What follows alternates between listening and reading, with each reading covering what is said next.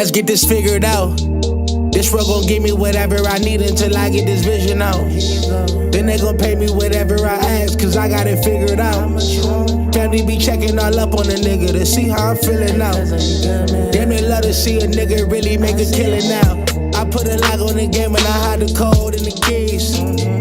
I am not playing no games, I really play this shit for keeps. That shit for me.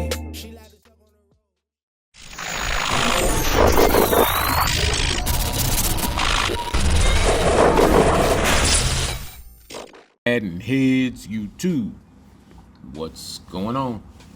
It is your boy Coach DC coming back at you today with another video. And check out, this is one of my clients right here from other night, man.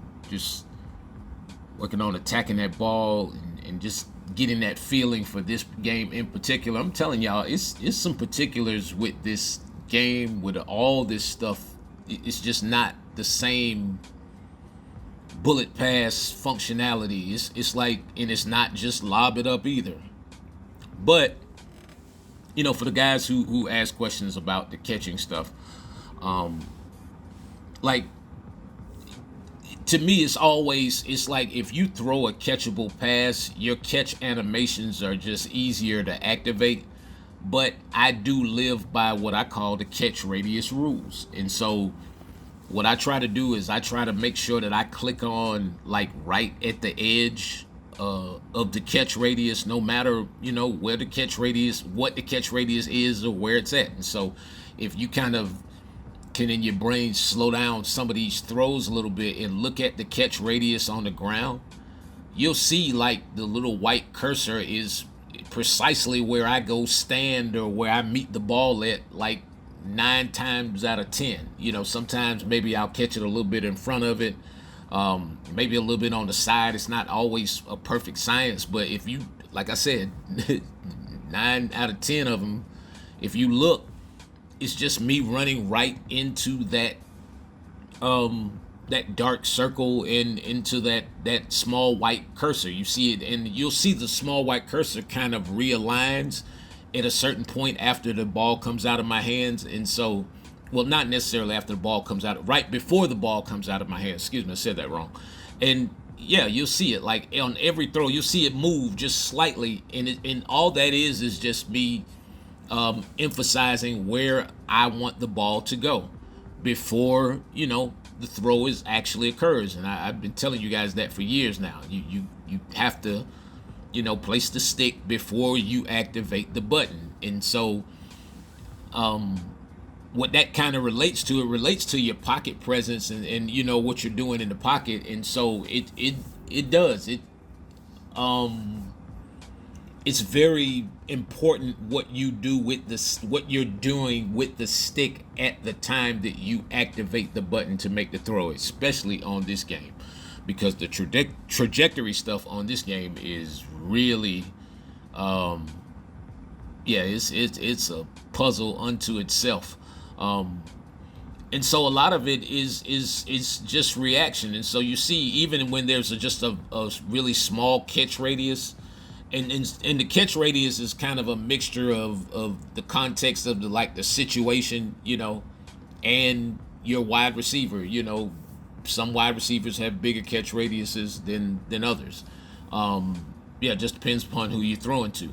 And sometimes, like I said, you'll see me catch it in front of the edge of the catch radius, and sometimes it'll depend upon how I'm being played. And so, you know, right there, that was really good defense, you know, by my client right there, and I had to really go body up, you know, in order to get the best possible animation. And that's another deal with this, is that it's a timing thing. And so you see, like, as you get into the catch radius, the thing that you have to understand is, like, at any point within that catch radius, you can animate for the ball if the ball is within range. And so, you know, the closer you get to the little white cursor circle or whatever in the timing that you have, the better the animations you're gonna create. And so if you can time it out, you know, like you see me do so many times, like you watch my clients do, it's just a timing thing. And so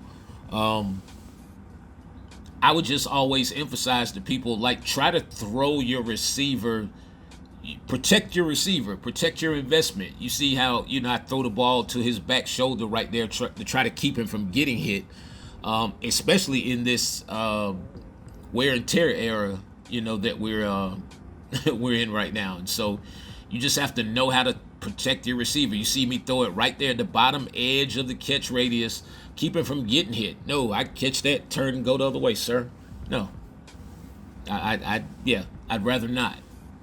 You know what I'm saying? And so it's just like, you have to protect your investments, but at the same time, sometimes it's not possible. Sometimes that pressure's coming, but you still, if you maintain the rules of clicking on, right as you get into the catch radius, or right, slightly right before, you're gonna get good animations, because it's gonna trigger a timing mechanism if you go for the ball if the ball is there. Let me say if the ball is catchable, because on this game, I still have seen some very suspect cases where the ball has just sailed over my head, and I know I'm hitting a button to try to make the catch. And so, sometimes that DDA stuff is unavoidable. But in most cases, you will get a chance to kind of go up for the ball. Again, he who animates first wins the battle. And so that's where, you have to kind of know what you're doing when the ball is in the air, in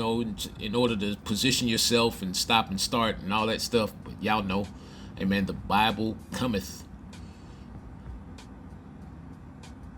Y'all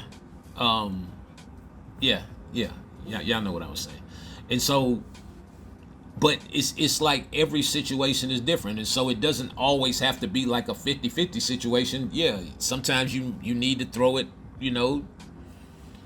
up and out in order to get it over the underneath defender. So you see how the cursor right there, the little white circle that I'm running to, you see how it adjusts?